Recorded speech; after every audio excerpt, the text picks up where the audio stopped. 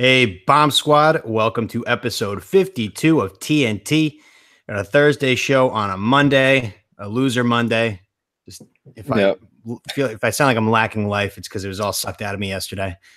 But with a Thursday show, we finally get to talk flicks. I've been putting it off for like a month. Just been busy, 3-game losing streak. Just my head's kind of in shambles. Not in a good space right now. Not in a good space. Didn't want to watch the movie, but I watched it.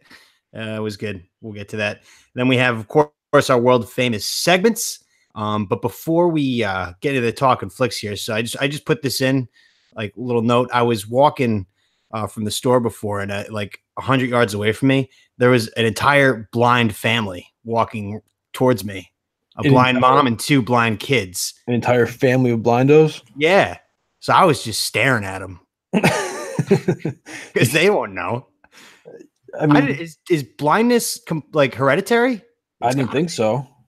Yeah, but maybe it is. I mean, if there's a whole family of them, unless they got into like, they both like fucked. Are they all fucked up in the last like solar eclipse? And they all just looked into the sun. They just forgot their glasses. They looked at it the entire way through because they were so blind. They were like falling over each other. They weren't wearing blind people glasses. And they weren't like that far away. They were like coming towards me, and they all had the stick waving around. There's a lot of blind people around here, but this is the first blind family I saw. But their eyes were like, oof, like just empty. So they just see. I've never seen a blind person not wear glasses. Like you don't remember? There was a girl at St. Joe's who's blind. She never wore the glasses. Oh yeah, I do. Yeah, dude, I saw her walk into some shit. It was like it was bad. That I like kind of laughed at the time, but it's. I thought like I said, there's a lot of blind people here. I saw them 2 days ago in the morning as I was going to get my coffee, and it's like a thin sidewalk. Mm-hmm. So they were coming from a while away. So I thought they had like 6th sense hearing or something like that, where it's pretty much their ears or their eyes, but they like were running right into me. I had to like get up against the wall and let them like barely squeak by me and like hit me a couple times with the stick to like show that I'm there. And then they kind of moved. But I thought like, once you're within 15 feet, they hear you coming and they can get out of the way. Yeah, I mean, unless they're like newly blind, which is a possibility. Again, if they just happen to look at the sun for too long or something. If you're newly blind, you can't just be walking around on the streets by yourself. That's true. Stick. Yeah. Yeah. No, I mean, actually totally forgot about that girl at St. Joe's. One time I saw her get lost on a patch of grass. Because like she used to be able to get to classes by herself because she would like, I guess like be able to feel out where the paths are, like where the edge is, and she would just follow it. She knew which way she had to go. And one time she just ended up like in like a field and she just couldn't figure out where she was. Someone helped her eventually. Yeah. But I was like, that's fucked up. Another time I saw her walk into like there was like a doorway that had like a metal pole in the middle, like a divider where the 2 doors would go, and she walked into that. Oh, that's terrible. Yeah, it's tough, man. I don't know I how. Can't see, Yeah, I mean, I've always, you ever tried like walk around in the dark or whatever. It's tough, man. I'm pretty good at it.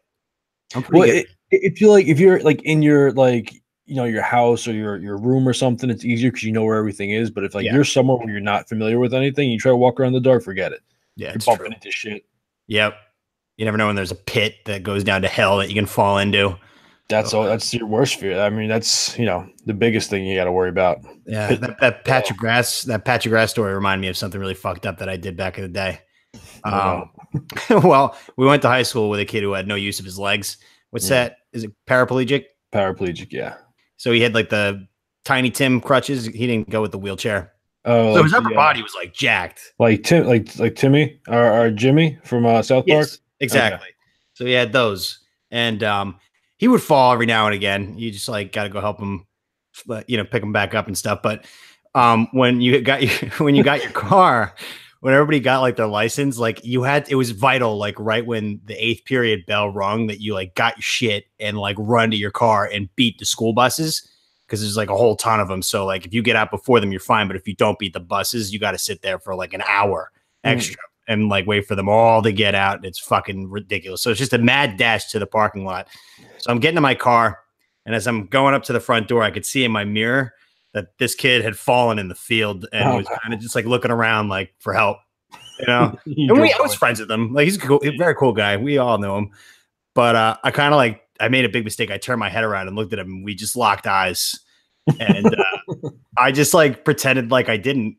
and I just like got him to the car and shut the door and drove off. And like, oh, it was so awkward moving forward. Like he never brought it up, but like we still had our eyes locked as I like opened the door and got in. And just clearly was just like, sorry, bud.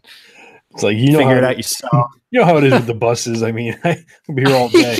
I gotta get out. That's what I was hoping he'd understand. It's like, I get that you're like paraplegic and fell and really needed some help, or else you'll be there for forever. Yeah. But, if I don't beat the buses, then I'm screwed. And I wouldn't have beaten the buses if I went to go help them. So yeah.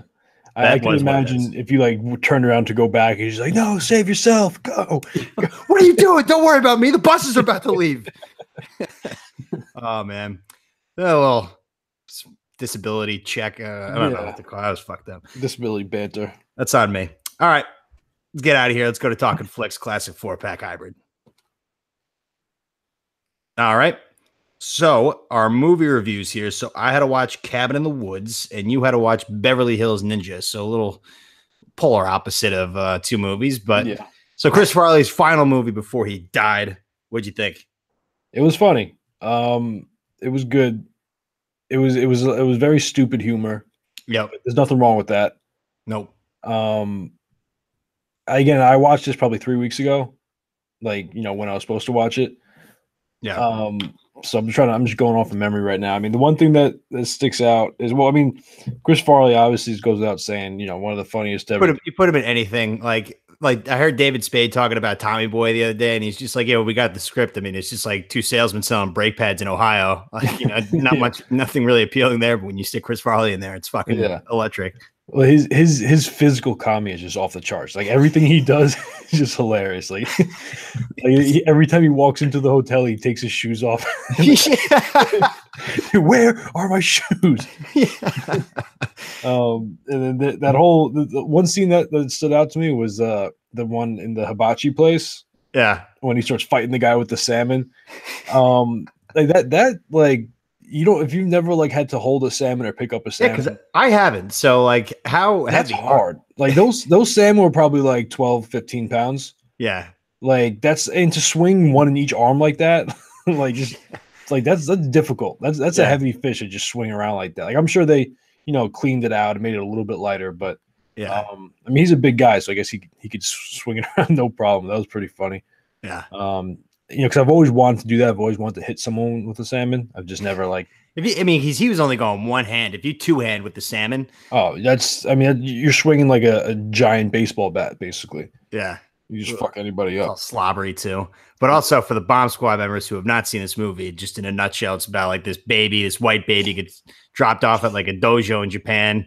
Yeah. And he grows up to be Chris Farley, who has like no ninja skills, but he desperately just wants to fit in with everybody. Well, there's like a prophecy of like a white ninja that's supposed to come and like, do some great things. And like they think it's him at first, but he's just like so bad at everything ninja related. It's like this can't be him. Yeah, but they just keep him anyway because they love him. But they know he's just like a joke. Yeah. And then he goes to California. Yeah, some hot ass chick comes to the dojo while everybody's away on a mission, and they like have him stay back and just watch the place. And like he says that he's the Great White Ninja to her, and then she gets him into this mess where her husband's like a drug lord, and then he's like pretty much just trying to crack the case, and he's a bad ninja. It's just hilarious. It's hilarious because they send like the best ninja with him to like just watch his back, and the go back. Yeah, he's just like getting fucked with. Yeah. No, it was good. It was funny.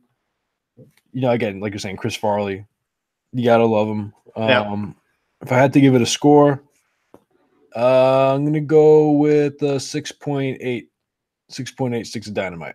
Ah, okay. It was solid. Nothing. That's all a movie like that can warrant. Yeah, it's not gonna blow you out of the water, but and I'm sure it's like one of those movies that if I watched it when I was younger, like it would be more nostalgia in it. But like watching it now, it's like again, I was laughing throughout. It's Chris Farley just cracks you up. His humor will always hold up. Yeah, for sure. So 6.8, not quite 6.9. Yeah. A little bit more character development I would have liked. But and Chris Rock was in there too. He was good in it. That was probably before he was really even big, right? No, that was probably right at his peak because that was like 1998. So like that, that was right when Chris Farley died. Okay. That was his last movie. So yeah, Chris Rock was probably pretty prominent. Okay. I don't know how much so in movies yet. Right. For stand up, I mean, that's obviously where he Mhm. got his roots. Yeah, because he looked young. That's all. That's why I say that, because he was like, I mean, he's always been like skinny, but he just looked like Yeah. young, like beanpole. Yep. Fucking yeah. But yeah, it was good. It was good. 6.8. Good. Good. Okay, so then I had to watch Cabin in the Woods the other night. Now, keep in mind, it was Saturday night, and it was like I had to watch it because I knew I wasn't going to watch it yesterday. And we both, Tones and I, knew the Bucks were going to lose that game, and I wouldn't watch it today. So had to watch it Sunday. Yeah. And Saturday, I had a few beers in me. But basically, it was a social experiment movie. Main bad guy was Eric from Billy Madison. Yeah. Like, it was really confusing as to what was going on at first, like the two guys that were watching the experiment. But it starts off with just this group of teenagers, like classic horror movie, like go to this cabin in the woods. Should have like Evil Dead, like that movie. Yeah. They walk in, it's like you should have left immediately. Yeah. But yeah, and it was actually really similar with the whole, the basement, the trap door that went into the basement and all that. Exactly. Yeah. If you're ever in a cabin in the woods, don't go in the basement. I try to stay away from the woods usually, or cabins. I think we've been over this. People who like the woods and stuff, like mountain climbing, like just get the fuck out of here. Yeah. Ridiculous. Why? Yeah. So help me. So, all right. So these hell beasts, let's just jump to the hell beasts. So like, what world are we in? Like, are we post like apocalypse world? So basically, to boil it down, there's these gods that, Sigourney Weaver and Eric and the dad from Step Brothers are all trying to please. They're all trying to appease. They're these ancient gods that like we as a society have forgotten about. But supposedly I don't know if it's every 100 years, I don't know what the deal every year. I don't know exactly, but we're supposed to make sacrifices to them to please them so they don't destroy us all. And that's what the point of these hell beasts, these social experiments are. Because if you notice, like after each one of them died, like it filled up, like, so there was like the athlete, there was the slut, there was the Joker, there was the stoner. Yeah, he was the Joker. It had like the brain. There was like certain like archetypes, prototypes they had to kind of check off the list. So that's more or less what it was. They never really explained it in detail. That's why it was so confusing, especially in my like beer drinking state. I was just like, what the fuck is going on here? Yeah, but and even sober, it's still confusing. But it's because like I thought, like originally, I thought, all right, so this is a government social experiment, where they just like to fuck with people and check out like what human tendencies are, or whatever. Like in that movie, what's that movie gave me? Where they're all in the office building. Oh, Belko experiment. Yeah, that's where I thought it was going to be like. But then like hell beasts came out of nowhere. I was just like, so why does the government have hell beasts? Is this like, are these the only ones they have? Like, yeah, well, these are all like robots. They're not like actual hell beasts. Oh, yeah, like so these are things that they have, like, and I don't know if you saw when they're in the basement, there was a bunch of different things they were looking at, and if they played with one object for long enough, that would activate werewolves, or that would activate like a giant spider or like a mermaid, like the Eric from he just wanted the merman. He just wanted to see the merman come. So I mean, they have like the zombies, like they have all different kinds of things that I guess could be activated and could be sent to go murder everybody there. Yeah. So, you choose your fate, basically. Choose your adventure. You're gonna die, but like, how do you want it to happen? Exactly. I thought the stoner was gonna make it, by the way. He almost did. He was all over it. Yeah.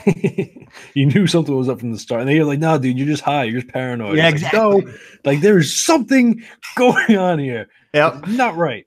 Yep. I was just like, fucking hippie. What the hell is this guy talking about?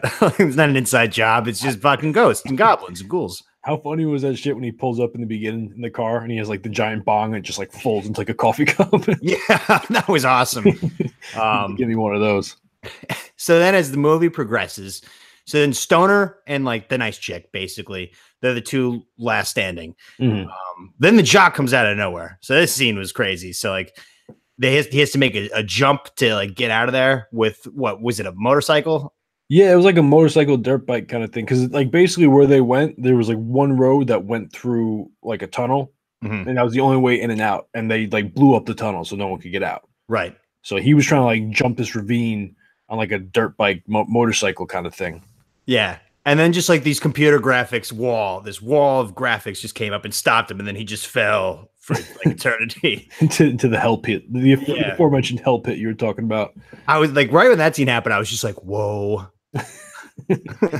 That was intense. Yeah. Now this movie's starting to pick up. But then they end up getting into like headquarters where they're all doing the sacrificing. Mm-hmm. Right. And then the Hell Beasts get in with them too. And the Hell Beasts, I guess, don't give a shit because they don't care who they see. They'll kill anybody. Have one mission, just murder. Yeah. Just kill whoever is in front of them. So they start doing that. Right. And then Sigourney Weaver comes out. And that's when I texted you. I was just like, my God, it's Sigourney Weaver. So what exactly was she? Was she the creator? Is she like the leader of the program?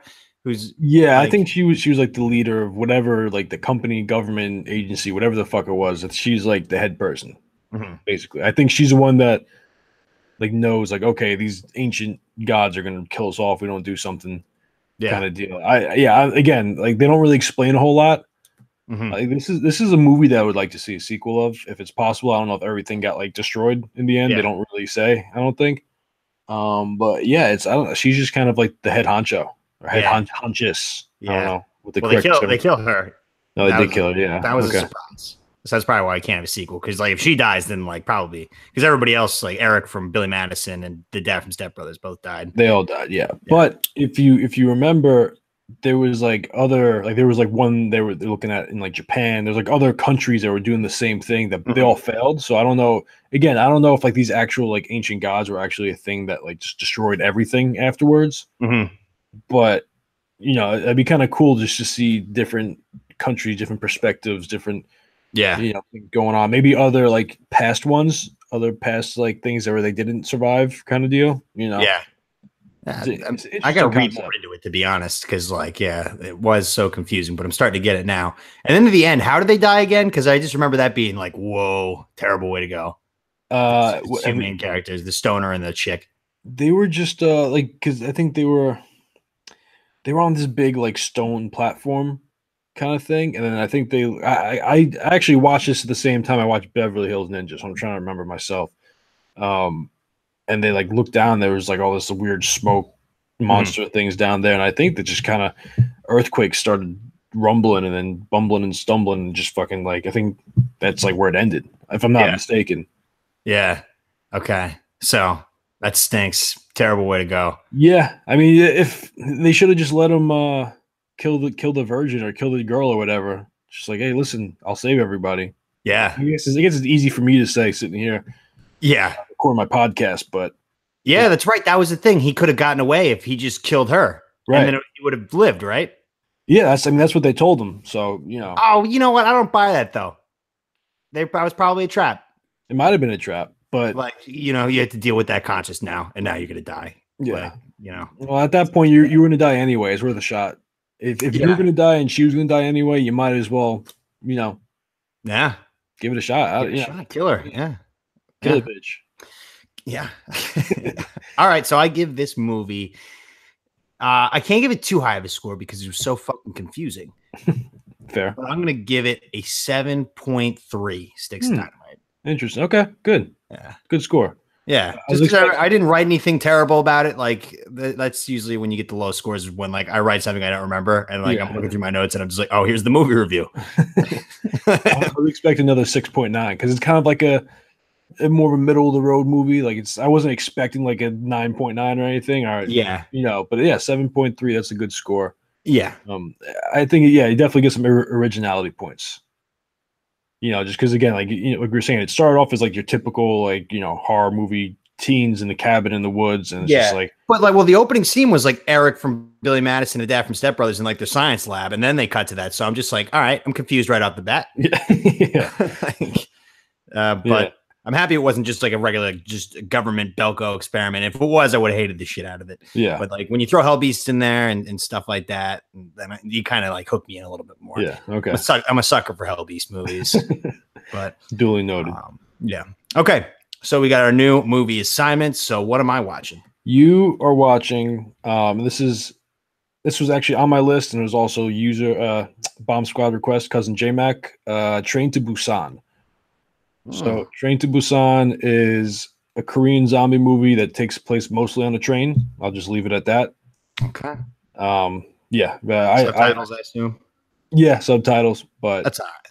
yeah, Okay. it's I've actually worth gotten it. used to them with a lot of the movies you've given me because what was that one? Baskin Robbins. Yeah, That movie was great. But yeah, if a movie's great enough and it's got subtitles, you kind of just like your mind gets plugged in pretty easily. I use subtitles and everything now. I'm just used to it. I've gotten used to it.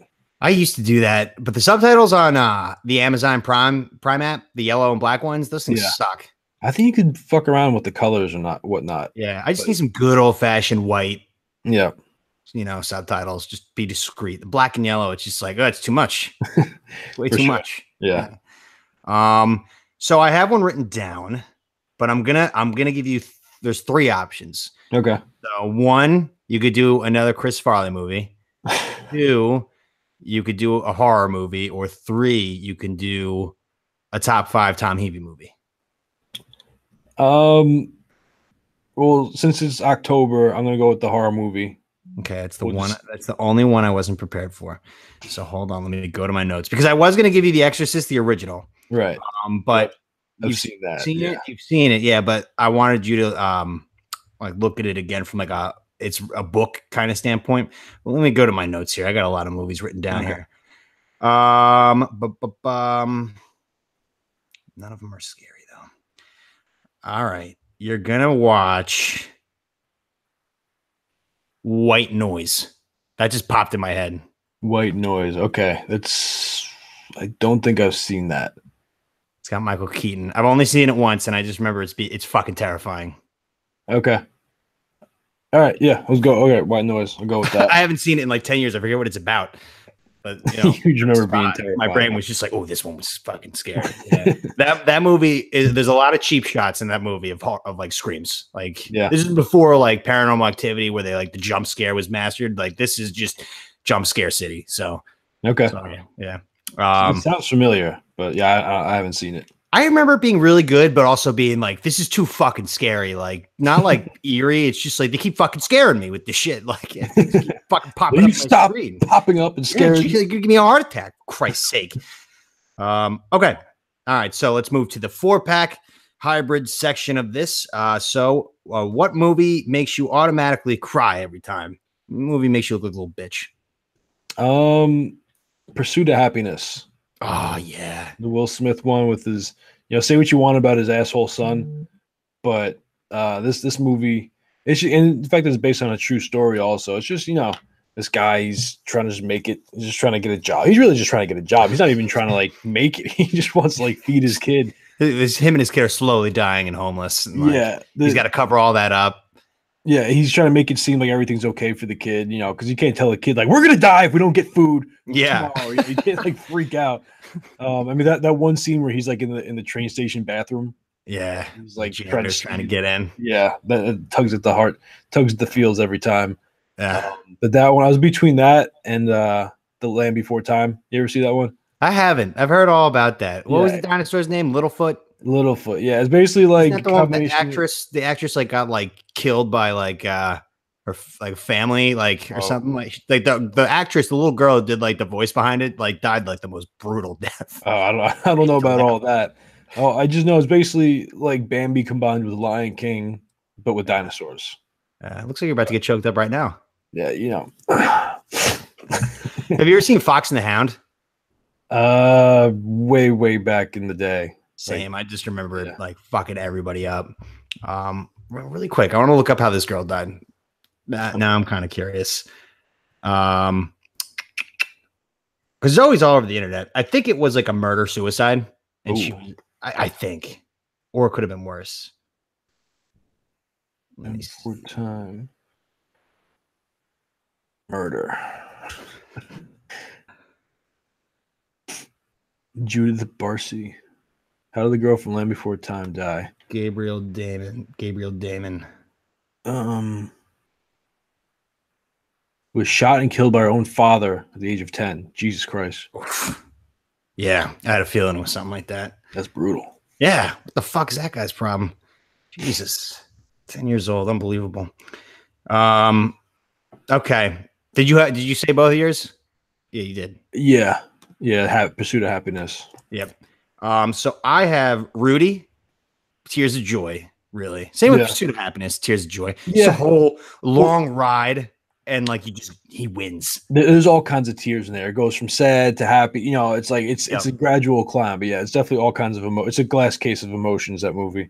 Like I know a whole bunch of people who hate Rudy, and I'm like, why? Like it's just such a like kid just wants to go to Notre Dame and play football so bad, and everybody says he can't do it, and he just fucking tries so hard, and he finally gets on the field, and like he didn't get the sack in real life, but it was a nice touch. Yeah, It's just like, fuck you, I did it, and then they put him on the shoulders and walk him out. I don't hate Rudy. It's just like I don't know. It doesn't really do anything for me, if I'm being honest. I think it's probably because I worship football, so like I really like respect that aspect of it. Notre Dame football too, especially with what it was. I mean, like compared to what it is now, it's not really a big deal. But like back then, Notre Dame football was bigger than the Dallas Cowboys. Yeah, that was before black people could play football, though.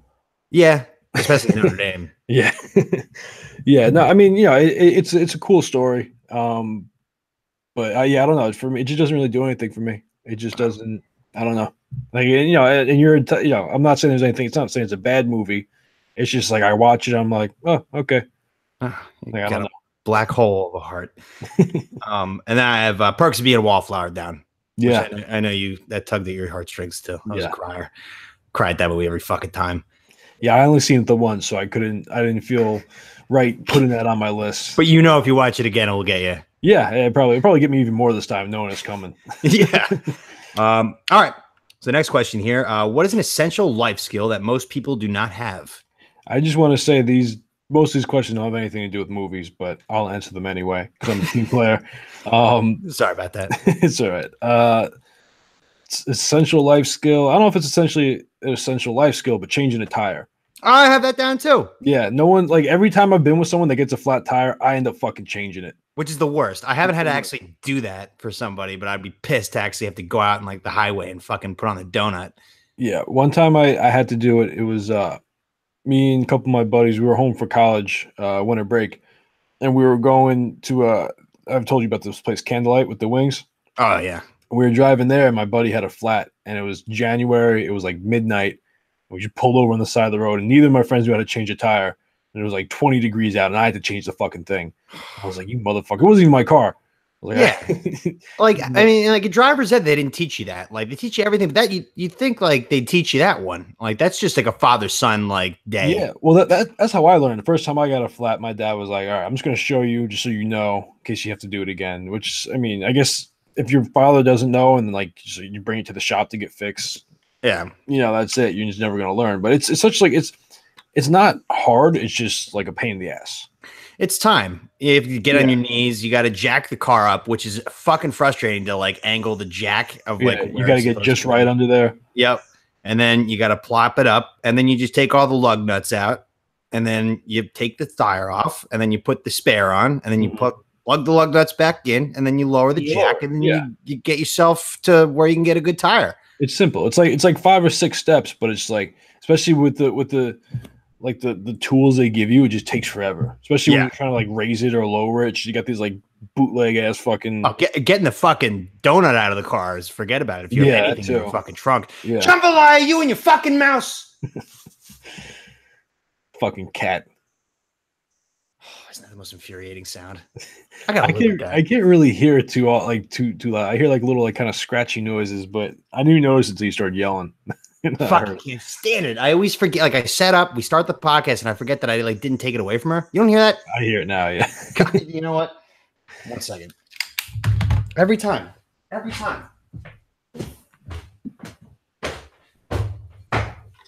want me to take you back to the shelter? Is that what you want? Jesus Christ. Can't you play with this any other hour of the day? You dummy. You're so fat, you know that? You can lose a couple pounds. Fucking run on the treadmill instead of playing with that squeaky fucking mouse. Okay, it's been handled. You know what you got to do? You got to get a little cat treadmill and hang the thing at the end of the treadmill. Yeah. So she has to walk to get it. Cats are nifty. She'd find a way where she didn't have to go on the treadmill and just fucking poke it anyway. Only when we record or when I'm on a fucking conference call. Yeah. Did you see the Joe Rogan's new stand-up?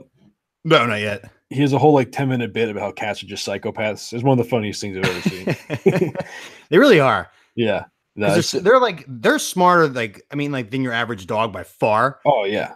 Like, they just know what's up and they just love to just annoy you. Yeah. Oh, for sure. Yeah, they know. Like like you saying, like she knows. Like as soon as you're on a conference call, or as soon as you're like recording, like this has to be quiet. She's like, I'm gonna fuck with him. Yep. Play with this fucking toy. Make a lot of noise to get his attention. It's so embarrassing. I have to like mute myself or just be like, can you see me 1 second? And like sprint upstairs. I'm like, you fucking piece of shit. Oh, man. But yeah, changing a tire. I mean, come on, people. Yeah. Takes you 2 seconds. You got to learn. You never know where you're going to be, and you're going to want to do that. For sure. You need, because if you're out in the middle of nowhere, no cell service, you get a flat, you got to be able to change it. Another thing, which I was between this and that, is doing your taxes, which I still don't know how to do. Yeah, same. Yeah. My mom, you do your own taxes? My mom helps me with that. Like I have no idea how to do my own taxes. And it's like, and they teach you so much useless shit in high school. Like, just teach me how to do my taxes. I don't need to know how to find the fucking hypotenuse on a triangle. Like, what am I going to do with that? When do I have to say or find slope intercept? What's that? Y equals mx times b. MXB, yeah. Like I remember that. I don't know what I'm going to use it for ever. Yeah. Like unless I'm becoming an engineer or a mathematician, which who's a mathematician these days? What career path leads you to become a mathematician? Oh, you got to be crazy and an asshole. Yeah, just like a fucking stick up, just like a nerd who just thinks he's above all, and he's like, "Oh, I'm a mathematician." Like, oh, how do you get paid for that? Yeah, or imaginary numbers. Remember that shit? The I. It's like find I. Like, why do we have to find an imaginary number? It doesn't exist. It's imaginary. Remember all those fucking teachers too, where they're just like, "Oh, you're never gonna have a calculator in your pocket," and like, yeah, you do. Now I have one everywhere. Yeah, and even if I didn't, I would still get my like TI-83 and just like bring it with me. Just walk around. You got like a holster. You got like a holster. As long as it's got like Tetris on it and shit. Like, oh yeah, I used to have what was it called? Snake. Yeah, Snake on that bitch. Pong. I knew kids. This was actually like later on, but kids like had like Super Mario on it. Yeah, you download that shit. I knew had Pokemon on it. Jesus, yeah, that's crazy. Yeah, I don't. That's hack thing. I mean, like, see, like you're going to go somewhere with like technology, kid. Like, you don't need to be fucking worrying about math. Yeah, be a programmer or something. Exactly. Okay. So next question here. What's a phrase people say that annoy you? Good things come to those that wait, because it's just total bullshit. Yeah. If you just sit here with your thumb up your ass, nothing particularly good is going to happen to you. If you want something good, you got to go fucking get it. Yeah. Like, you got to go out, you got to work hard for it. You got to go fucking get it. Like, if you just sit here, you're not going to just wake up tomorrow with $1 million in your pocket. It doesn't work like that. No, you even had to go buy a lottery ticket, just doing nothing. There you go. Yeah. That. Exactly. Yeah. Well, you can, like, if you just sit there, do nothing, and then like somebody that is very close to you dies and you just get inheritance, like that's one way. You could do it that way.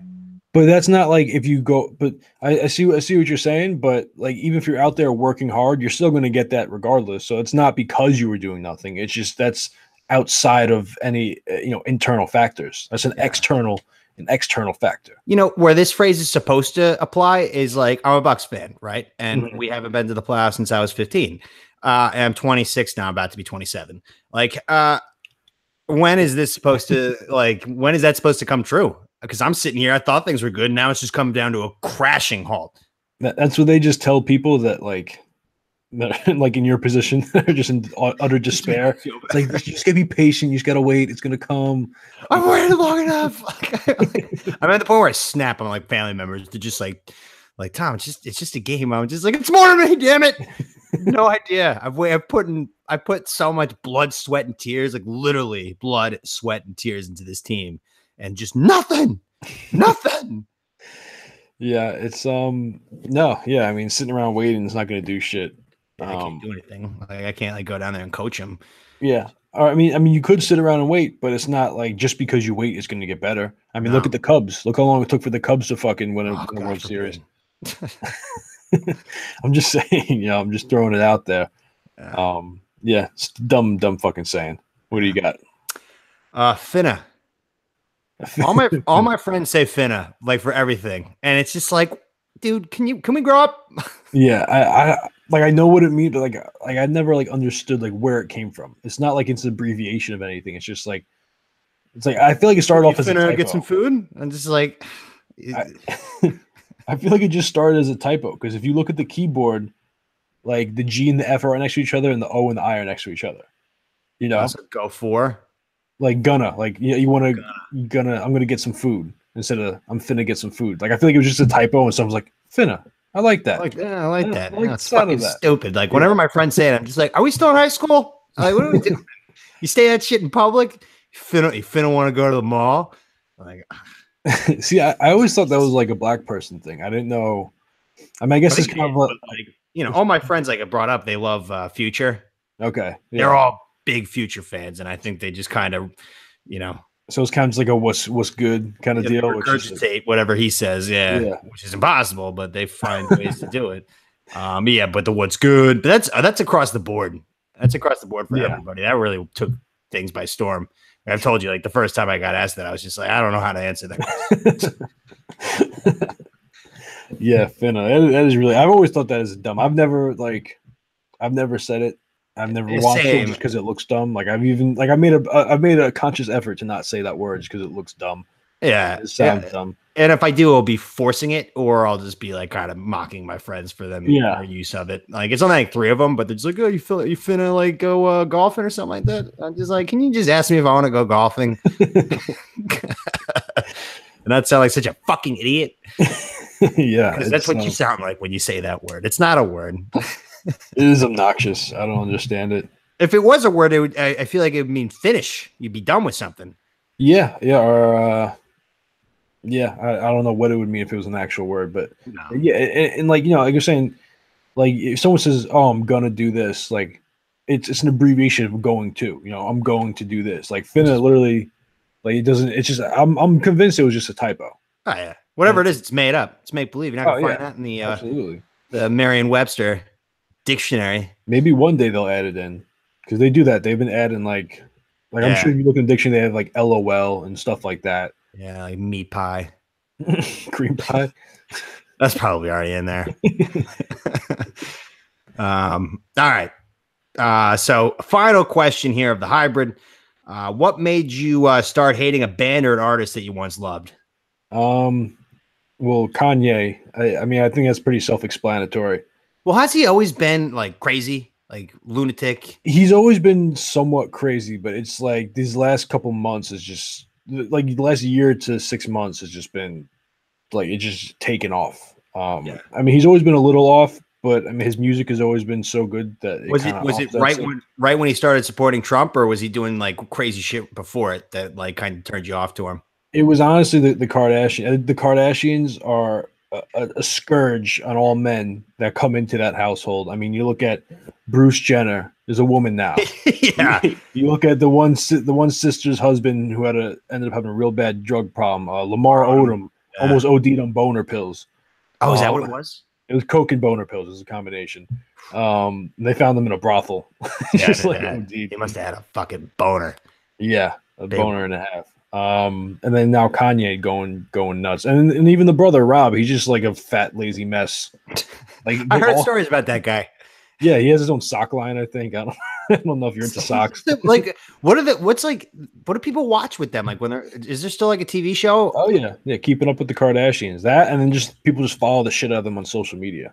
So they just live their life and like they just live their life for everybody to see. Yeah. Like it's just nothing special though. Like the amount of money they make for a post on Instagram, it's outrageous. Let me see, because they have so much money. And you know how Kim Kardashian got this whole thing started because she had sex with Ray J. Yeah, the point, sex tape, like it's ridiculous. And now like they're like selling makeup and like lip kits to little girls and all this shit.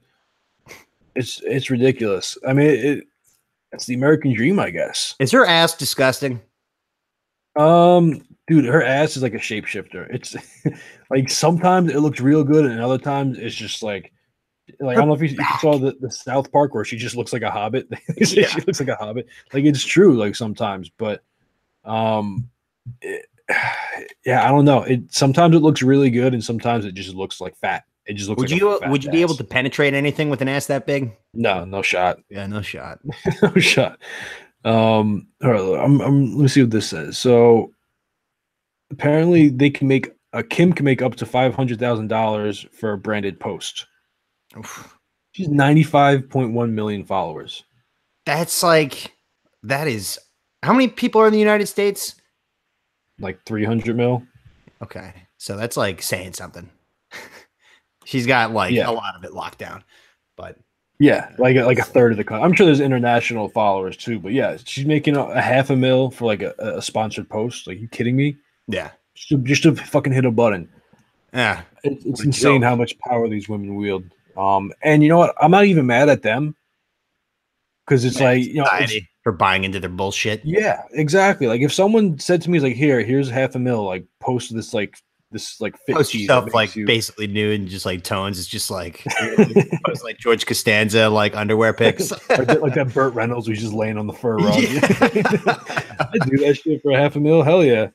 But yeah, no, I'm mad at society for putting so much stock in what they say, which is because they're so stupid. They're so dumb. Like, I don't know, have you ever watched their show? No.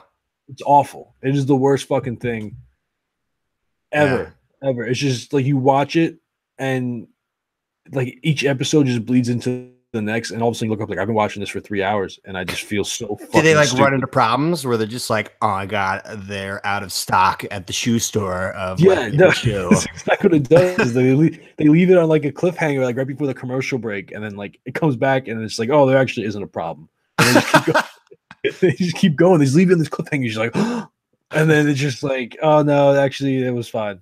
There was no problem. Just like so dumb. Just needed to drop some sort of drama to make the show like a show. Yeah, exactly. Yeah. There's there's this comedian. I don't know if you heard Joe Rogan talks about him a lot. Kyle Dunnigan, and he does this thing on his Instagram. It's like a face swap when he like just does all these like Kardashian impersonations. It's like a face swap video thing, and it's so funny.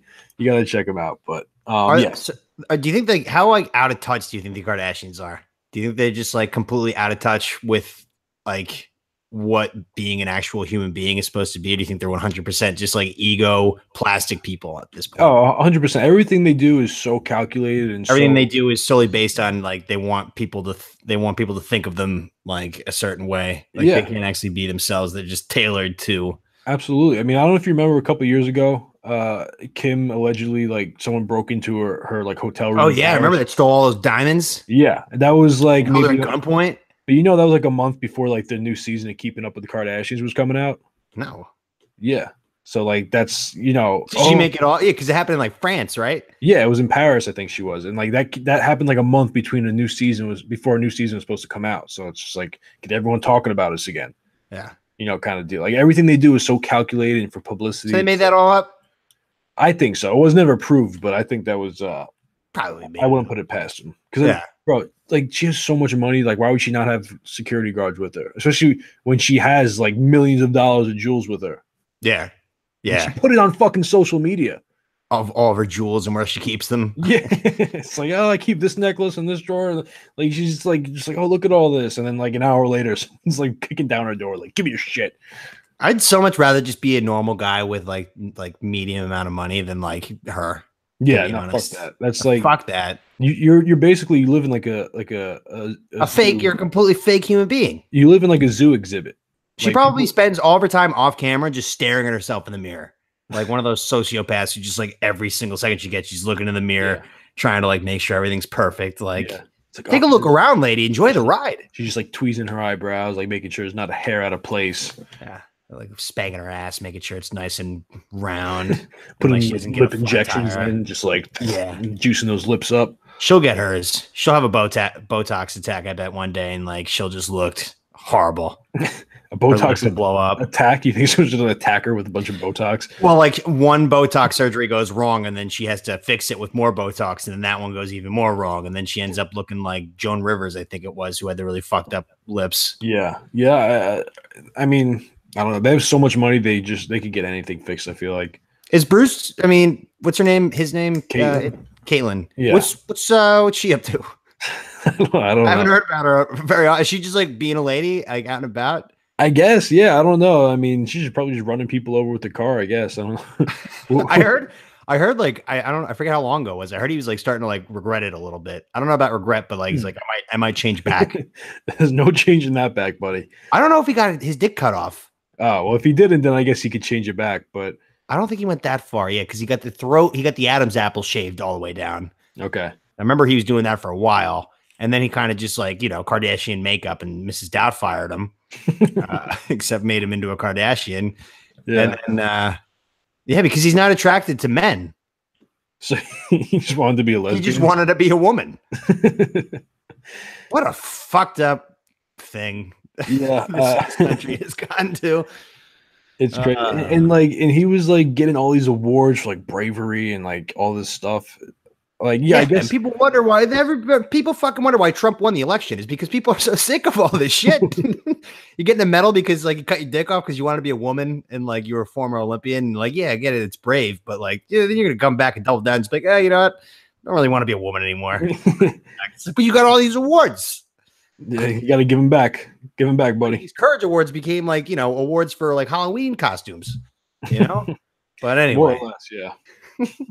Right. So mine, I have Green Day written down. I used to love Green Day. But like, yeah, American Idiot was really good. And then everything after that was bad. It was just all bad in my opinion. It sounded bad. They really started to take off with their political agenda too. And like when it doesn't sound good and it's political, then it's just annoying. Right. Yeah. I wasn't a big Green Day fan. The only songs I liked was American Idiot, and there was a Boulevard of Broken Dreams. I remember that one. That was it. Yeah, I don't really know much of the other shit, but I don't know. A lot of those songs just got really overplayed too. Yeah, that's true. Big time. And there's that one that like everyone, like every like high school graduation montage plays. Like the Time of Your Life or some shit. Yeah, Time of Your Life. It's a classic. That's the Green Day that I love. Yeah. Like, grunge. Yeah. They're like Metallica, but punk. They just fucking play fast and they don't give a shit. They were awesome. And then American Idiot exploded. That was like their Metallica Black album. That was their Sandman. Yeah. And they exploded onto the scene. And then I don't know. After that, it was just like that was just like the tipping point. Yeah, they tried to duplicate the sound they had in American Idiot, and it just sounded bad. And I don't know, they wasn't that creative, and they're like forcing their message on you, just like, you rednecks, like fuck you, just like easy. Are they British? Yeah.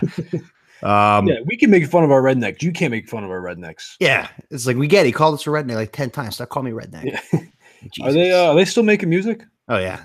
Any good music though. I mean, like my brother's listening to this, he's gonna kill me. He's like worships Green Day, but like I used to love them too. Like it was Metallica and Green Day for me forever. Yeah.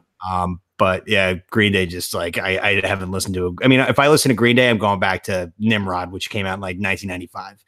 Like, that stuff's really good, but none of their new stuff ever. Yeah. But yeah. Also, I told him in concert once, the lead singer, Billy Joe, got the smallest hands I ever seen. The big little baby hands. I was like, that guy's cock must be microscopic.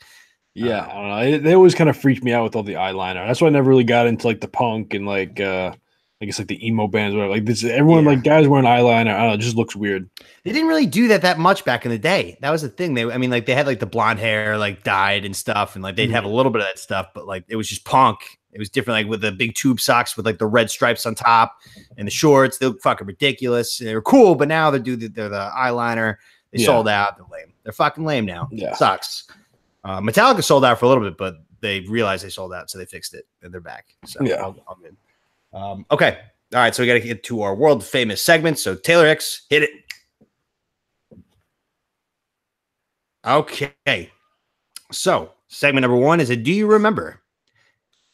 So, Tones, do you remember the invasion of the stink bugs at St. Joe's? Vaguely. Remember those great stink bugs? Yes. They stink, but they were relentless and they didn't give a fuck that you were like a billion times bigger than it. Yeah. Which is the scariest kind of insect there is. That was like freshman year, right? Yeah. Yeah. Okay. I do remember. It was like a problem in Philly, right? Like they were like. Yeah. So this is what. So, because I remember this whole thing, I was like, "What are these things?" And I did research, so I brought it back up here. They were accidentally introduced to the U.S. from China or Japan. It was believed to have, Chinese. Yeah, they hitched a ride, stowaway in packing crates or on various types of machinery. So they kind of like snuck over because like they're not meant for like this environment. I guess it's meant for like more tropical Japan, China, kind of whatever. Okay, whatever they got. But like you go to your dorm room and they'd be all over your fucking curtains and stuff, and Yeah. then they'd fly right at you and like attack you. And it was the most horrifying like epidemic I've ever encountered. Yeah, no, I remember. Yeah, because I guess like since they're not from here, they don't have like any natural predators. I guess. So I Or, mean, like- I figured the Japanese or something, they'd stomp on them once in a while, but those fuckers know that if you kill them, that they like secrete the shit gas and it smells. So Yeah, you can't. You have to handle it like a man, grab a tissue and catch it and flush it down the toilet, which is just like it's just not my thing. no, that's too manly for me. Mhm. I can't take that. No, yeah, I mean, because I guess I don't know. What's the stink? Is that supposed to like warn other ones? Like, hey, these guys are not cool. No, I think it's just like a defense mechanism for like getting stomped on, and you just like release the gas. And yeah, I guess like maybe they smell it and they're just like, I died. Like Yeah, I don't know. It's just I like don't a know. warning for the other guys because that wouldn't work. Like, or maybe it's like once someone or an animal kills one of them and they see the smell and they see another one, like I'm not going to kill that because last time he smelled like shit. Yeah, Maybe it's kind Yes. of one of those things. that's what I was thinking. Yeah. Okay. But I'll never forget the first one I ever saw. I thought me and Joe thought it was a beetle, and it was on his side of the dorm on the top wall. So I'm like, what the fuck is that? Because it's pretty big. So he's like, I'll get it. So he gets a paper towel and he like stands up on his bed to go grab it. The thing just fucking takes off flying. And then we just like go on all out panic. Joe falls from the top of the bed onto the ground, like screaming like, it flies, it flies. And we got out of there. Was it Mackenzie a comes bunk? in, he's like, all right, what do we got here? Mackenzie fucking kills it. No, it wasn't bunk, but it was a high up bed in Soren. It was a pretty tall bed. Okay. Yeah. Fell a long way. But like, ever since then, I was terrified of him. I'd see him in the classrooms. I saw one that was flying in the lamp, and the teacher was pretending like it wasn't there, but I couldn't pay attention. I was looking at this fucking thing. And she's sitting in her chair, like talking, and the stink bug kind of just slowly lowers its way flying and lands right in her hair. And everybody's just like, "Oh my god, it's in your hair!" And then she starts going like that, and then she flicks it forward by like moving her hand through her Yeah. hair, and then it comes towards us, and then it gets us just flying even more, just terrorizing us. It was the most horrifying thing. Absolute mayhem. Mayhem. That really died down. Like if that was going to be like a situation moving forward in my life, I really would have been pissed off. Like, 'cause, You might just end it right there. if I see a stink bug in here, it's the same thing as seeing like a cockroach, in my opinion. They're that scary. Yeah, I mean, maybe it's like one of those things like cicadas, like they only like really come around every like 15 years or some shit. Hmm. Hopefully.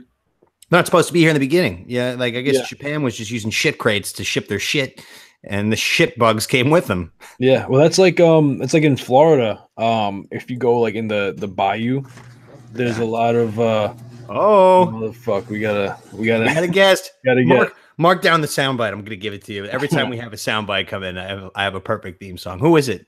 This is my brother. Ah, All right. In Florida, so a bunch of people, I guess, like they didn't have like rules about like exotic snakes that you could have. yeah. So people like would just get these like crazy exotic snakes, and then I guess when they didn't want them or maybe they escaped, they would just like let them go into the wild.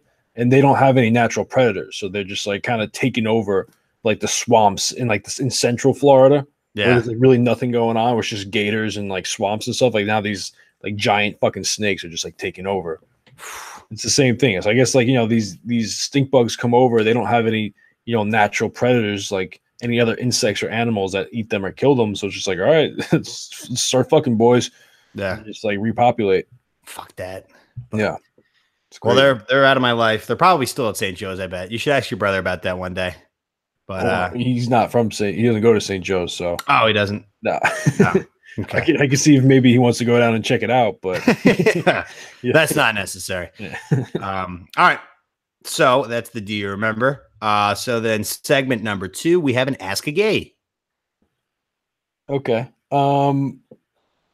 So guys, like straight guys, they're looking at a girl like, oh, she's got a huge ass, or like she's got huge boobs. Like what? Like when you look at a guy, is there like a certain type of ass that you look for? Like do you like big butts? Do you like muscular butts? Like, or do you just like butts? Like what? I like skinny butts, Skinny butts. Okay. bony butts. Not See, a lot look- of meat.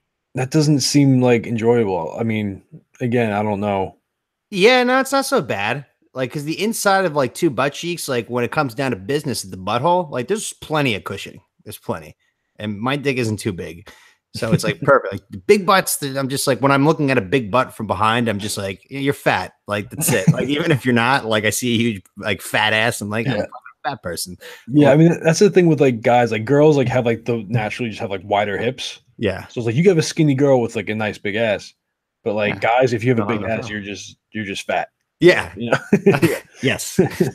That's fair. Yeah. Like fat ass is like you're fat. And now, like, is that just you, or is that what most gay guys are like? Do they look for like? You know, I figured when I first like started actually meeting dudes, I thought I was in the universal like this is what gay dudes like is just like the skinny twink, but like no, because well, I'll tell you a little story. This one time, a little disaster of a hookup. I was like, I had no business like having this kid come over. I was just wasted and just pretty much should have jerked off and went to bed. But you know, with this Grinder app, it's so tempting. Like you do the same. Like you'd be sitting here and just be like, "Fucking, I'm gonna get some poon." So this kid comes over, and I'm like, I got whiskey dick basically. Like I'm like, right when he comes in, I'm like, it ain't gonna happen. Plus, he kind of catfished me a little bit. Like he came in, he's like fatter than I thought. Like I didn't think he was gonna be fat at all. And he came in, and I was just like, "You gained 20 pounds on your way here, pal?" He's doing a picture from like 2008. Yeah, I do that, but like I've lost all the weight that I've gained since, so I weigh that amount again. But I still don't look anything like I did from 2008. But that doesn't matter because I host. So like once they're here, it's like I just got to deal with it. But I can kick people out, which is different. And I've had to do it. But on this special occasion, like I was out, he came in, he was doing coke, like he was already like fucked up. He was from DC. He needed to borrow shit so he could do it. And I was just like, I don't know if I'm cool with that, man. But like, just don't like, because I have a really messy place. Just fucking be careful.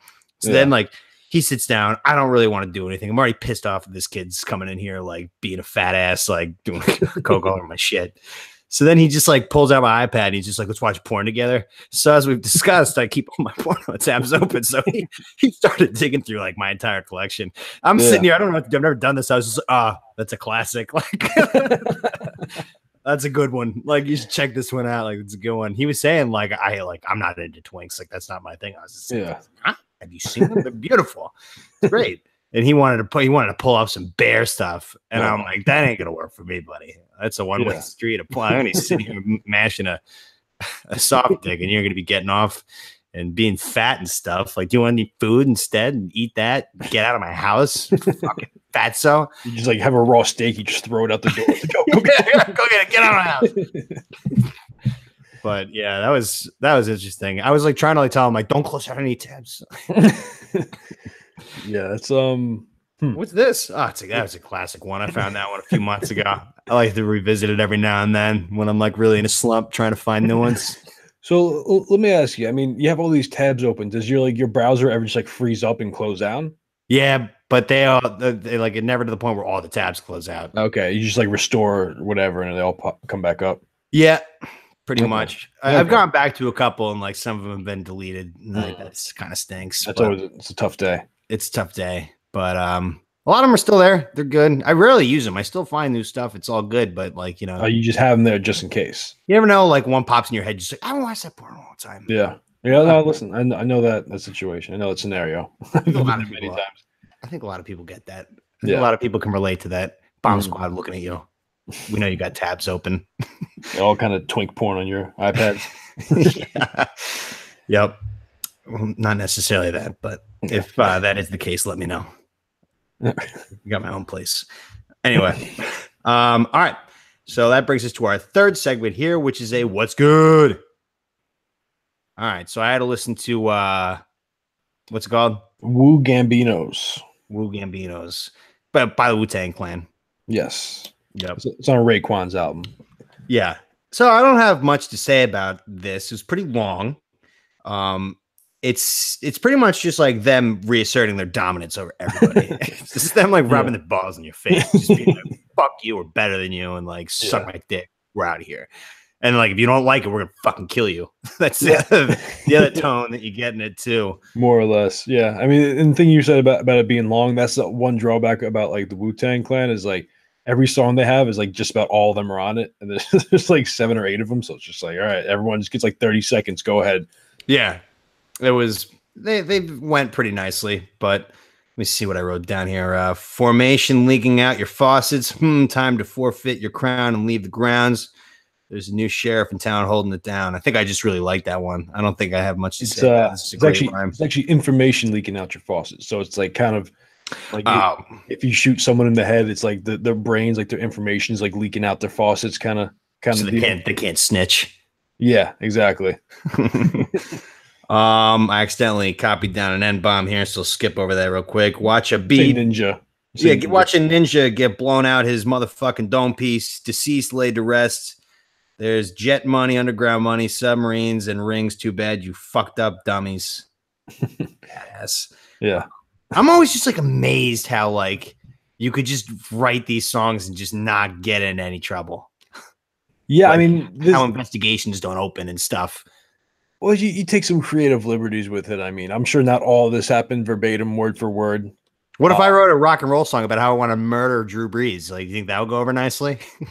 I mean, it might not be received well, but I don't think you're going to be investigated for it. I mean, it's yeah, I don't know. It's like when you make a movie, it's like, all this shit came from your head, but like, it may not be something that actually happened. Yeah, but a lot of times they admit to a lot of shit in their raps, a ton.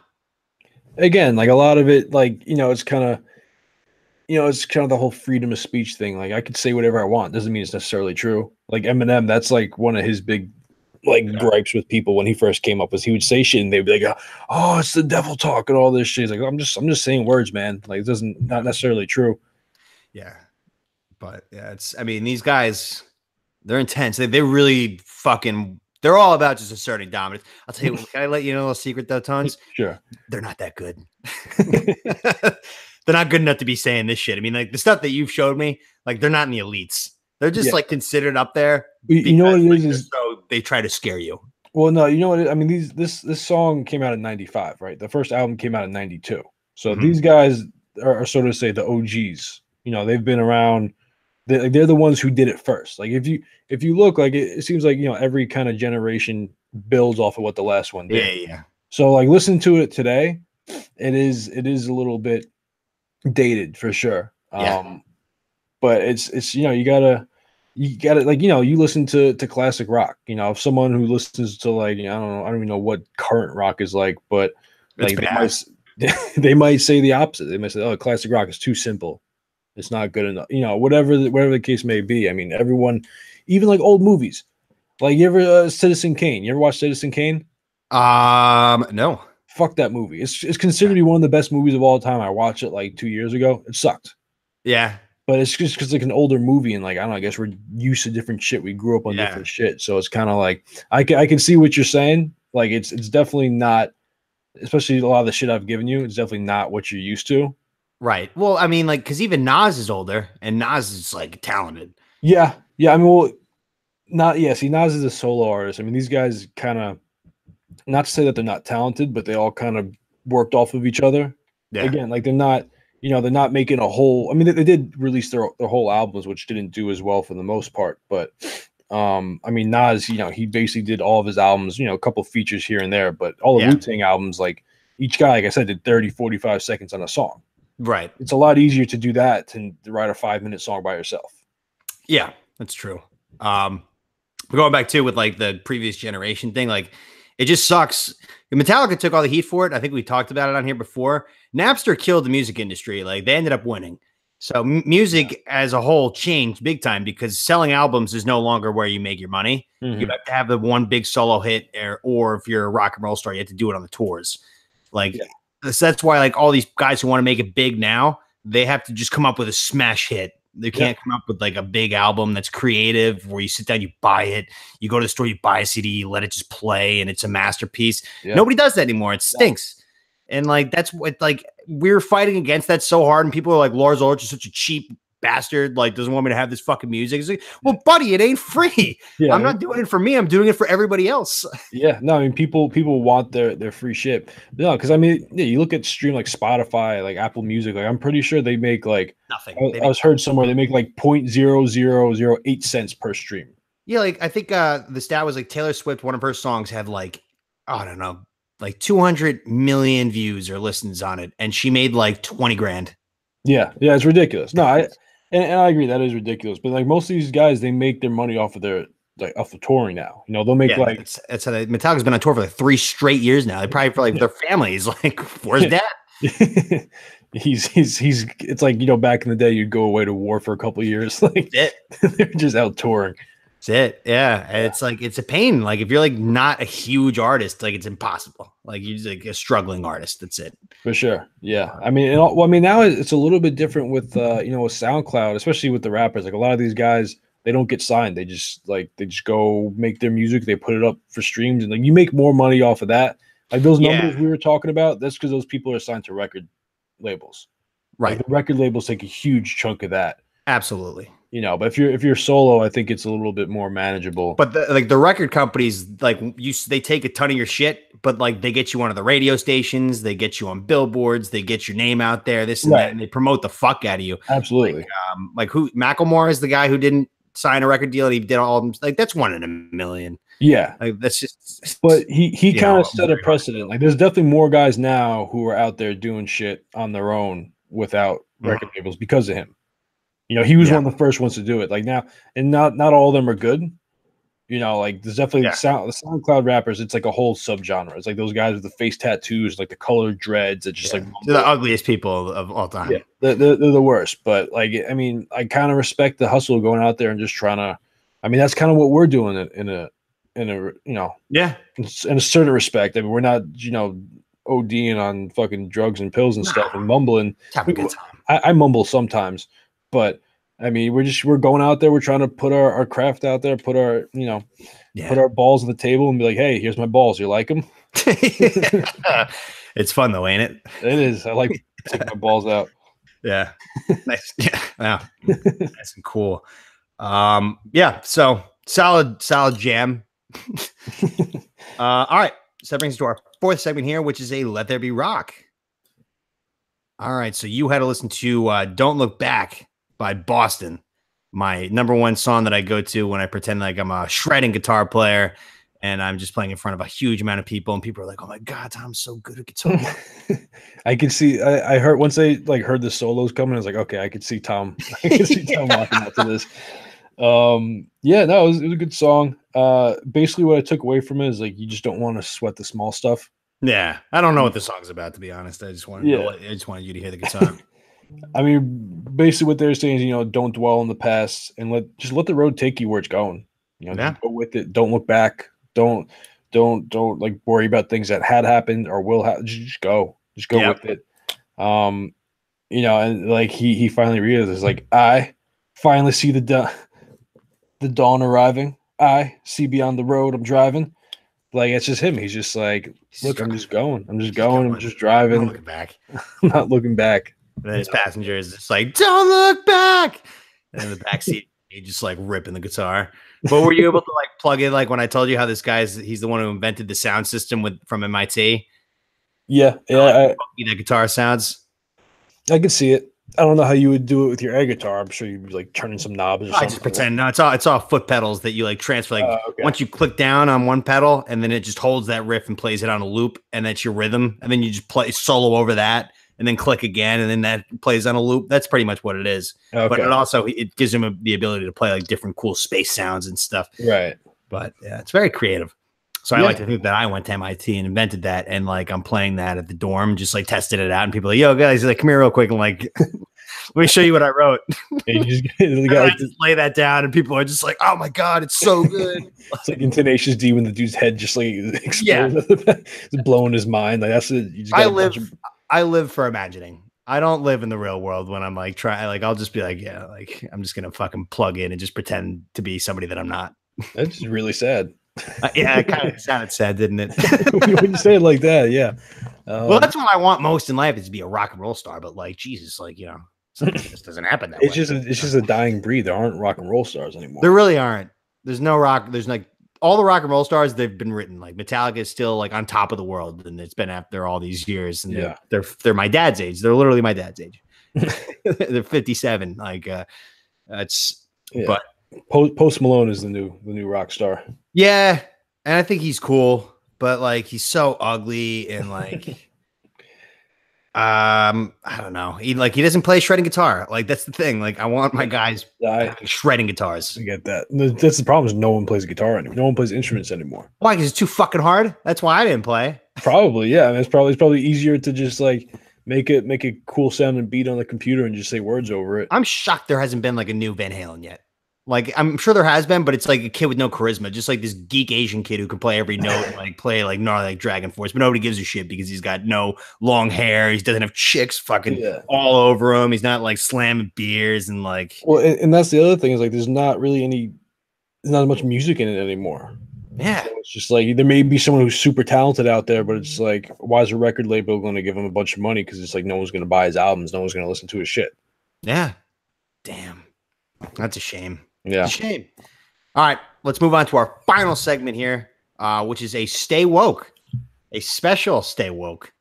So I'll just let you kind of dive into it because it's a 9/11 related one. So this is the only conspiracy like a big one that I've known about. I've never been a big conspiracy theory guy. I've known about JFK, the 9/11 ones. I've had a bunch of friends who saw loose change and like they like bought in every bit of it. Yeah, I mean, I don't know. I don't have like an official stance on it, but there is a lot of questionable stuff. I'll be honest, I didn't know. I thought this would be more of a discussion. I didn't know I was going to have to like present my case to you. Oh, well, yeah, could do whatever you want to do. Yeah, I know what I know. I have a couple of things. I mean, it's definitely weird how the buildings collapsed. You know, with the whole thing about the jet fuel not being able to burn hot enough to melt the steel, the way it melted it. Between that and just like if you watch the building go down, it looks like a controlled demolition. It does look like that, you know. So that is very, you know, it's just interesting to look at it. And again, I don't think that's like irrefutable proof. No, yeah, because like I've heard that. That's like the one thing I've heard. But like the people who survived that were in it, like, and if you watch it at certain angles, when the plane hits the building, the fucking thing rocks back and then like rocks all the way forward. Yeah. Like that, the force that the fucking plane at the right angle, like demolished it. And then once the heat started, I mean, people are jumping out of the window. It's so bad. There's fire everywhere. And then there's like a pancake effect of floors. That's, right. I mean, that's what scientists just kind of concluded, but yeah, it did look like a controlled demolition, but I don't think. Yeah, because I mean, if you, I mean, even just like, I don't know if it was in Loose Change or for another movie video I saw, but if you put a building that's in a controlled demolition and that side by side, just the way it falls, because they say each floor, like it falls at the speed that, like if you dropped like a penny off the building, like it falls like you know, that's the speed of gravity basically. Mm-hmm. Like the way it falls like that, it's a free fall. It shouldn't be a free fall if it falls naturally. What about though if you consider like all the air in each floor is completely gone? There's like no oxygen. It's just all fucking smoke and carbon monoxide. But what I'm saying is, like, it would be where, like, you know, if one floor falls, it would hit that floor, and then that floor would have to fall, and that would hit another floor. Right. But the way it looks is just like a free fall. It's just straight down. There's no like It's just like all. And if you look, like, you see little puffs of smoke come out like the joints kind of like as it's going down, which would be the same way as a controlled demolition. So it's definitely very weird. And the whole thing, like they said, like they found like days after, you know, when they were going through the rubble, they found like pockets of just molten metal, like still just like molten at that point, like days after. It was so hot, which jet fuel doesn't burn that hot. In jet fuel, you light it on fire, it's just blowing up. It's not going to like melt. Well, the way that it hit too, because these are fucking jets, right? You know, big American Airlines jets. So when it hits the building and then it explodes, it probably got into the vents and just kind of seeped through like elevator, like, you know, falls and just kind of seeped its way and it was dripping. So I heard people like who were getting down staircases, like they'd hear like water dripping and they'd look and they'd smell it and it was just not water and they were just like, that's fucking fuel. Right. Well, see, that's the thing is like with jet fuel, like it's so like explosive that like it would just, as soon as, I'm pretty sure, and like, you know, I haven't done research on this in a while, but I'm pretty sure like it would just vaporize. Like it'd be such an instantaneous thing. It's not like if you had a bucket of jet fuel and you just like dropped a match in it, like it would just like slowly burn down. Like, no, I think the whole bucket would explode. Yeah. But you know? Like, I guess you'd have to look at, because how much fuel were those planes carrying? Because probably a shitload. Probably a shit ton, because one of them was going all the way across the country. Right. came back from Boston, and that was just like loaded up. Yeah. But I always say, like, people are like, yeah, like, I mean, because why would we do it? Is your like, what's your like belief, I guess, behind that? Why we would do it? Is because the whole oil in Iraq, and we needed a reason to go in there to get the people riled up and like declare a war on them. Yeah, I mean, I think that's the most, to me, that's the most logical reason, because if you look at every war we've been in since, even the Spanish American War, going back that far, like there's been something, like some kind of event that has got everybody outraged to go into it. I mean, you look at, let's go back to Vietnam, right? Yeah. There was the Bay of Tonkin. One of our boats was allegedly, attacked by a Vietnamese boat. Well, those are the days when we had full on control of the media, just propaganda city. Right. Yeah. Whatever you fed, people believed. Even Pearl Harbor, like we knew something was going on, but like FDR, like, it's like, no, like, let's just lay, see what happens. And then they attacked Pearl Harbor. World War One, the sinking the Lusitania. We knew that there was German boats in a blockade around England, and we still sent a fucking cruise ship over there. That shit sank. We still let that happen, even though we knew, like they said, listen, you send a boat over here, we're gonna fucking shoot it, and we did that. Yeah. So I mean, just we have a history of like doing things that when we know we want to go into a war, but the public's not behind it. Yeah, and I get that, but do you really think they would have went that extreme? And you can't get away with shit like that. And even in 2001, I mean, everybody had a camera on it. Yeah, no, and that's like where I kind of hesitate. 'Cause I really hope that our government wouldn't do that. If you wanted to get people riled up and do something like that, you would do like a military ploy, like, or something like that. Like you wouldn't like fucking bomb Manhattan. That's like the stupidest idea. Like, go bomb like a big town in Montana if you're gonna do something like that. It'll still get people riled up. Yeah, you don't have to take down all New York City. Well, now, so I don't necessarily think it was like George Bush sitting there with like Dick Cheney, like, okay, we're gonna attack the World Trade Center. But I do think that. And there is a little bit of proof of like there was heightened chatter. They knew it was coming and they didn't do anything about it. They knew something was coming and they didn't do anything about it. Because remember, that I kind of buy into a little bit, because James Woods has a story where he pretty much like called the cops on it. He was on a flight a couple weeks before and he saw a dude that was just like this Muslim guy who was looking fucked up, and he like calls it like there's something wrong with this fucking guy. He's a bad hombre. That like that guy was either scouting for what the situation is like, or he just got cold feet and didn't go through with it. But because I mean, you remember, it's not just the World Trade Center. The Pentagon got attacked. And there was another plane that went down. That was going to the White House, and then guys took it over. Yeah. So I mean, it wasn't and that's a whole other theory. They're saying that plane got shot down. Like, that's a whole other conspiracy we could get into, which I don't know enough about that to really go off on it, but I've heard that one too. But in another thing that people don't realize is the Bin Ladens, his family, like his like extended family, there's ones that live near the CIA headquarters in Virginia. Oh. There's Bin Ladens. Like the Bushes and the Bin Ladens have deals going back to like before World War II. Yeah. Like they like his I guess, I don't know, oil deals or whatever the fuck deals they kind of got, but like their families have been doing deals with each other for almost 100 years at this point. Yeah. So that's like a whole other thing. Yeah, maybe I don't know how our watch list technology was pre 9/11 though. It probably wasn't very high.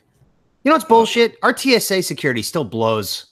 Yeah, it's still like the mall police, the most unqualified fucking people. I'm sitting here. I'm just like, could you like look at these people? Profile a little bit, pal. My mom used to work with the guy who had polio. He was an older guy, and he had these like huge metal leg braces on. And like even post 9/11, there's times he would just walk right through the metal detector, nothing would go off. Yeah, like this dude has like 50 pounds of metal on his legs. Yeah, and he's just walking through no problem. Like, what the hell else is getting through? Yeah, but it's crazy. But another thing, I mean, I don't want to get too much into this, but Building 7, the World Trade Center, Building 7. Mm-hmm. Which one's that? Well, because there's like the two towers, and there was like I think it was maybe like 11 buildings in that area. Yeah, and Building 7, which had a bunch of financial records, got blown the fuck up. No one knows how. That building went down. Yeah, nothing hit it. It wasn't really far enough for debris to come and knock it down, but that one got knocked. No one could really explain why that one went down. Well, did it go down after both of them went completely down? I don't know the exact details off the top of my head, but from You what get I the two understand, biggest buildings in the country going down at the same time. Basically, it's going to destroy a lot of shit. right? But I mean, from what from what I understand, none of the other really buildings in the area went down, except for that one, which could have, I don't know what exactly was in that building, but it had a lot of financial records, so I don't know what they were trying to clear out of there. But Yeah, that one went down too, and there's really no explanation for that. Why that one? I think it's just crazy because I think even you could agree with this. I think it's psycho that some people are full on 1000% convinced that like it was an inside job and like the government's out to get us. If you have a mindset like that, you're nuts. Yeah, I don't fully believe all that, but I don't believe everything that they've told us is 100% true. Yeah. I There's think everything kind of adds up to me. Maybe there's a couple things like they saw it coming and they didn't do enough. Like right. that. I think that's more see. likely. That's more likely than it being a full inside job. Like like they probably like knew something was coming, but like they probably didn't see that coming. Yeah, exactly. It could have been like a situation where like they knew something was coming. Like, all right, let's see what. Totally underestimated the balls on these extremist terrorists. Yeah, like who hijacks a goddamn American Airlines and crashes it into the World Trade Center? Like Jesus Christ, that is the most extreme fucking thing you could do. Yeah, seriously. And then to go after the Pentagon and the White House too.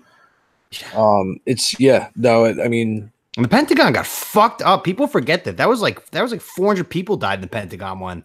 Yeah, no, I mean, it just wasn't as big of a building, so that's why there wasn't as many casualties. But I mean, even that, there's a whole conspiracy about that it wasn't even. I'm sure it wasn't a plane; it was just a missile that hit. Oh, they got it on surveillance camera. Yeah. I know my grammar teacher's daughter back in like 8th grade. She worked at the Pentagon, and she pretty much she kind of saw it because they weren't evacuating yet. But I think I don't know if she saw it or not, but I just heard the story. She was running out of the place. So actually it doesn't really do any justification, but still, I don't know. I think the whole story itself that's written is pretty plausible. Yeah. But like, I think maybe the one thing that we could say is like, they knew something was going to happen, but they just didn't react like you should have. Yeah. I think that's most likely the scenario, but there is a lot of interesting stuff like the steel melting and the controlled demolition kind of theory. That was the one thing I really did look at, and like those planes, just like I think everybody who says that is just really underestimating an airplane. I mean, the people who saying this are supposed experts. I mean, I get what you're saying about like the jet fuel running off, but they're saying even if it were to burn slowly, it wouldn't be able to burn hot enough to melt steel like that. Yeah, but it doesn't break it; it just bends it and makes it all wobbly. No, I get what you're saying about how it is going down, but what I'm saying is like days after they found like puddles of melted steel, like still like flaming hot. And like with the jet fuel, even for a second, isn't hot enough to melt the steel like that and to keep it that melted and for it to not like harden up from cooling off. Like some other chemical must have been involved in that to melt the steel like that. Like jet fuel, like the chemical composition it's not physically able to melt steel like that. Yeah. No matter how you look at it.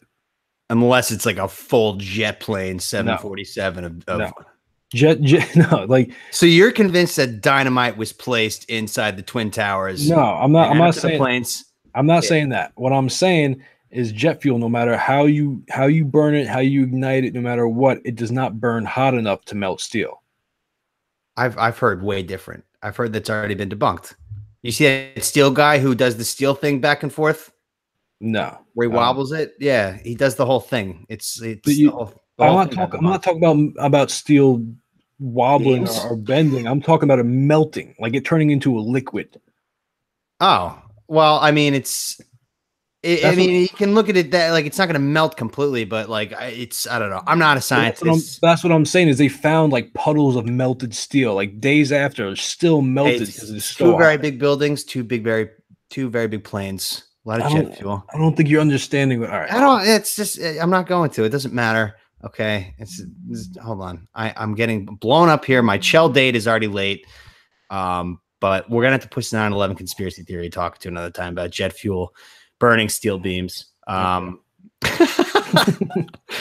I love how like you still like I don't think anything happened. No, I mean I don't think it was an inside job necessarily, but I mean there are definitely some interesting questions. Yeah. Maybe there was some bombs or something on the planes. Who knows? Maybe they did sneak him by. Speaking of the TSA being so fucking bad, it's possible. But it's possible. All right. So that is the show, Bomb Squad. Tones, you got any post-show thoughts? Yeah, it was an inside job. All right. We'll talk to you next time, Bomb Squad.